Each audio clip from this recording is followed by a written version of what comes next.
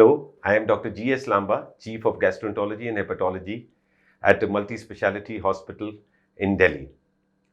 First of all, on the occasion of this World Hepatitis Day, I would like to extend my warm greetings to all of you, and I wish you all a very healthy life.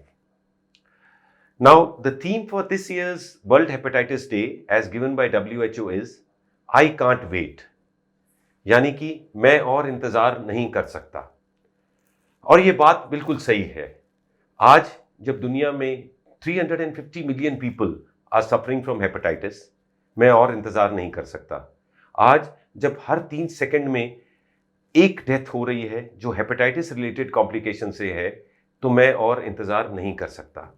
मैं और आप आज ये इंतजार नहीं कर सकते कि हमें पता चले कि हमें हेपेटाइटिस है कि नहीं, और अगर हमें हेपेटाइटिस है तो हम ये इंतजार नहीं कर सकते कि हमें उसका ट्रीटमेंट मिले, और अगर कोई हेपेटाइटिस की प्रिवेंशन के लिए कोई वैक्सीन है तो हम और इंतजार नहीं कर सकते कि ये वैक्सीन हमें मिले।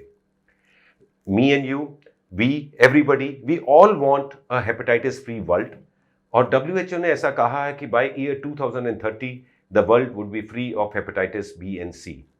और ये पॉसिबल है। और ये पॉसिबल कैसे है? ये पॉसिबल सिर्फ 2 चीज़ों से है। First is knowledge and second is action, यानी कि जानकारी, और उस जानकारी पे जो भी अप्रोप्रिएट एक्शन हो वो करना है। अगर ये दोनों चीज़ें होंगी तो हम और आप मिलके हेपेटाइटिस पे विक्ट्री जो है अचीव कर लेंगे। अब ये हेपेटाइटिस वायरसेस 5 तरह की होती हैं: hepatitis A, hepatitis B, hepatitis C, D and E. हर वायरस की अपनी कैरेक्टरिस्टिक है, हर वायरस अपनी तरह से लिवर को अफेक्ट करता है। आज अगले 2-3 मिनट में आपको मैं कुछ जानकारी देना चाहता हूँ हेपेटाइटिस सी के बारे में। हेपेटाइटिस सी के बारे में इसलिए क्योंकि हेपेटाइटिस सी एक ऐसी वायरस है जो लिवर को काफ़ी डैमेज करने की क्षमता रखती है, और बहुत सारे जो लिवर पेशेंट्स हैं उनमें बहुत बड़ी संख्या उनकी है जिनको हेपेटाइटिस सी है। अब ये हेपेटाइटिस सी कैसे होती है? हेपेटाइटिस सी का the mode of transmission is basically blood and blood products. ये वायरस ब्लड में होती है, तो एक व्यक्ति जिसको हेपेटाइटिस सी है तो उसके ब्लड या कुछ बॉडी सिक्रीशंस अगर दूसरे व्यक्ति के पास जाती हैं तो उसको हेपेटाइटिस हो जाता है। और ये कब होता है? नंबर 1, जब किसी को ब्लड चढ़ता है, किसी भी पेशेंट को जब ब्लड रिक्वायर्ड होता है और ब्लड चढ़ता है, और अगर ये ब्लड प्रॉपर ब्लड बैंक से नहीं है और प्रॉपरली स्क्रीन नहीं है कि उसमें हेपेटाइटिस सी नहीं है, तो उसको दूसरे जिसको वो ब्लड मिलता है उसको हेपेटाइटिस सी होने का जो है वो रिस्क होता है। इसके अलावा नर्सिंग होम्स में, क्लिनिक्स में, हॉस्पिटल्स में अगर कोई भी थेरेपी ऐसी है जिसमें इंजेक्शंस लगने हैं, तो अगर वो इंजेक्शन डिस्पोजेबल नहीं है या नीडल्स और इंजेक्शंस रीयूज हो रहे हैं, प्रॉपरली स्टरलाइज नहीं है, तो फिर उससे हेपेटाइटिस सी होने का रिस्क जो है वो बहुत बढ़ जाता है। और हमारी कंट्री इंडिया में खासकर इसका बहुत बड़ी ये एक बहुत मेजर कारण है जिससे कि हेपेटाइटिस सी जो है वो फैलता है। इसके अलावा sexual contact with a person who is hepatitis C positive, उससे भी ये हेपेटाइटिस सी हो सकता है। इसीलिए हेपेटाइटिस सी का जो इंसिडेंस है वो कमर्शियल सेक्स वर्कर्स और उनमें काफ़ी ज़्यादा हाई होता है। इसके अलावा आईवी ड्रग एब्यूजर्स, यानी कि जो लोग ड्रग्स लेते हैं और वो आईवी इंजेक्शन से लेते हैं, उनमें हेपेटाइटिस सी होने के चांसेस जो हैं वो बहुत होते हैं। इसके अलावा मदर्स जो हेपेटाइटिस सी पॉजिटिव हैं वो जन्म देने के टाइम पे अपने बच्चे को वो हेपेटाइटिस सी ट्रांसफ़र जो है वो कर सकती हैं। और उसके अलावा जो पेशेंट्स डायलिसिस पे हैं, स्पेशली जिनमें बार बार वो ब्लड उनका से कांटेक्ट होता है, उनमें हेपेटाइटिस सी फैलने का काफ़ी चांसेस होते हैं। तो ये कुछ ऐसी चीज़ें हैं जिससे हेपेटाइटिस सी जो है वो फैलता है। तो इसमें हमें ये भी जानकारी होना चाहिए कि हेपेटाइटिस सी कैसे नहीं फैलता। हेपेटाइटिस सी खाने पीने से नहीं फैलता, हेपेटाइटिस सी पानी से नहीं फैलता, hepatitis C casual contact with a person जिसको हेपेटाइटिस सी है उससे नहीं फैलता। यानी कि किसी को हेपेटाइटिस सी है, अगर हम उसके साथ उठते हैं, बैठते हैं, अगर हम उसको हग भी करते हैं या किस भी करते हैं, तो उससे हेपेटाइटिस सी जो है नहीं फैलता है। हेपेटाइटिस सी जो है वो एक और जो इम्पोर्टेंट जानकारी है, हेपेटाइटिस सी मदर्स मिल्क से नहीं फैलता। तो इवन जो फीमेल्स हैं जिनको हेपेटाइटिस सी है वो अपने बच्चे को ब्रेस्ट फीडिंग जो है वो कर सकती हैं। इन सारी चीज़ों से हेपेटाइटिस सी नहीं फैलता है। अब ये है कि भाई हमें कैसे पता चले कि हमें हेपेटाइटिस सी है।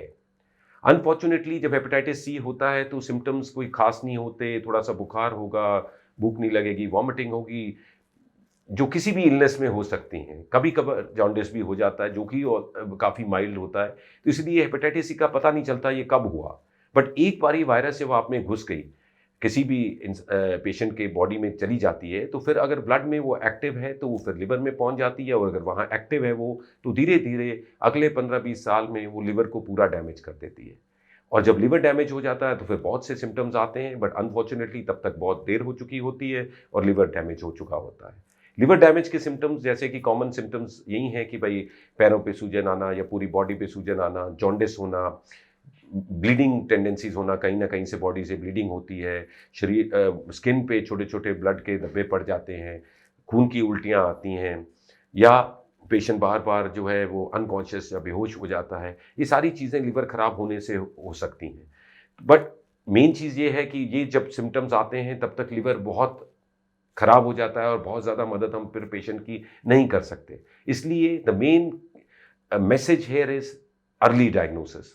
The earlier we diagnose hepatitis C, the better it is for the patient.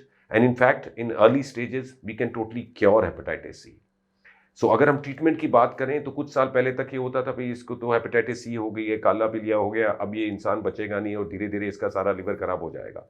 But with advancement in science and development of new drugs, आज हमारे पास इतनी अच्छी दवाइयाँ हैं हेपेटाइटिस सी के लिए, बहुत ही सिंपल और सेफ और इफ़ेक्टिव दवाइयाँ हैं और ज़्यादा महंगी भी नहीं है।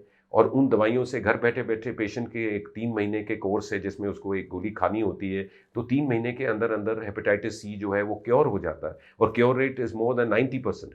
सो 90% लोगों में ये हेपेटाइटिस सी बिल्कुल क्योर हो जाएगा 3 महीने की ट्रीटमेंट में। बट मेन चीज़ ये है कि अर्ली डायग्नोसिस।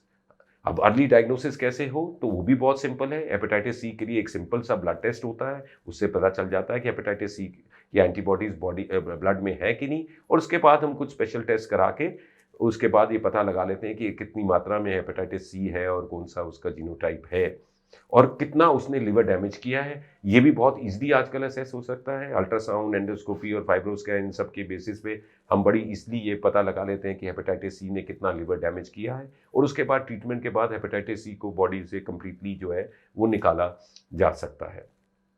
तो lastly I will just talk about prevention, because हर चीज़ में प्रिवेंशन इज़ वेरी इंपॉर्टेंट। तो हेपेटाइटिस सी को भी प्रिवेंट किया जा सकता है और इसको प्रिवेंट करना ज़्यादा मुश्किल नहीं है।